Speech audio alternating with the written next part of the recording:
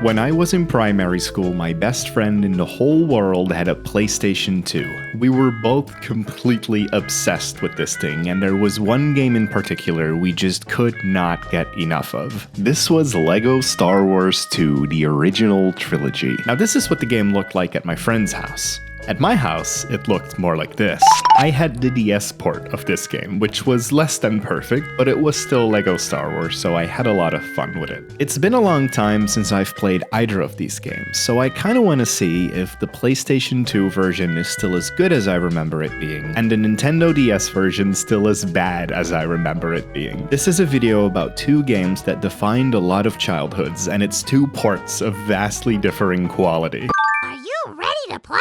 I know the appeal of these games is supposed to be that these big massive blockbusters are being shrunk down to the size of literal miniatures, but of course the first thing my brain thought was, wow, I love seeing this skybox in such a low resolution. To me this really adds to the small feeling of this game, and since it generally cleans up pretty nicely on higher resolutions, it's a surprise and a joy whenever you come across one. I loved it every time a door opened and one of these smudgy cardboard cutout looking representations of a room was behind it. I was also kind of surprised to see that the joke of it being LEGO never lost its charm. Every time you make a little sandcastle or you walk past a house and there's some socks hanging on a clothing line, but it's LEGO so it's bricks, it made me laugh. These little plastic figurines are perfect for comedy because you can go really far and it always stays firmly within slapstick due to the absence of blood. In any other scenario, this would be horrific, but it's LEGO, so it's great.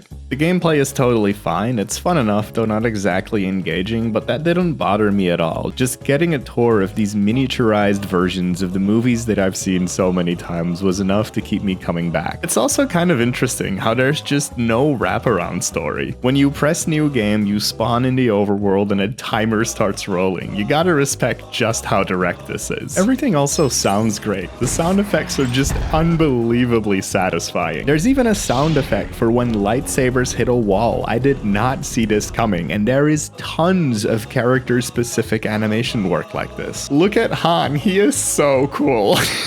Overall, there's just a ton to love about this game, and I'm really curious to see how this translates to the DS port. Okay, let's play! You know a game is gonna get weird when the first thing you notice is a dedicated hat button that is always present in every level at the bottom screen. There is tons of bizarre stuff in this game. Almost no cutscene seems to work right, and when they do, it's almost impossible to tell what's going on. Your companions seem to not be fit to walk around in the same levels as you do, and without even trying, you can get them to die over and over again.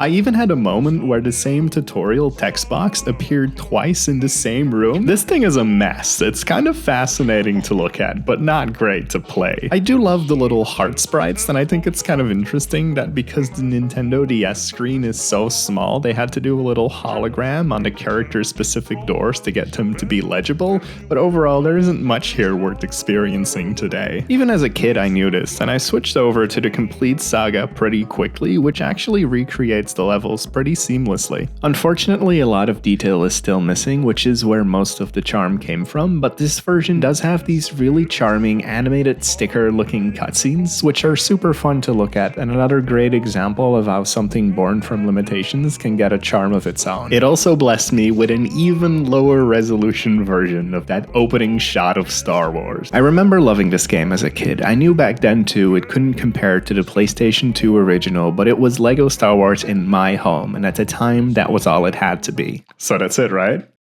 Unless... Apparently there's a GBA version of this game, which I had no idea existed, but is actually kind of charming. These cute little dioramas are really the only thing out of all these games that manage to recreate the miniature feeling of the PlayStation 2 original, which is kind of funny. There is genuine enjoyment to be found here, watching all these famous scenes play out with little text bubbles and sprite art. Not in a million years did I think this would be the best version outside of the original, but it kind of is. is. I'm so happy I played through all these games again, especially the original. It's so easy to see why this is a classic that many people love. I think it came out at a perfect time. It's a beautiful mixture of high fidelity graphics and low poly charm. Oh, and of course it has the Yoda scream.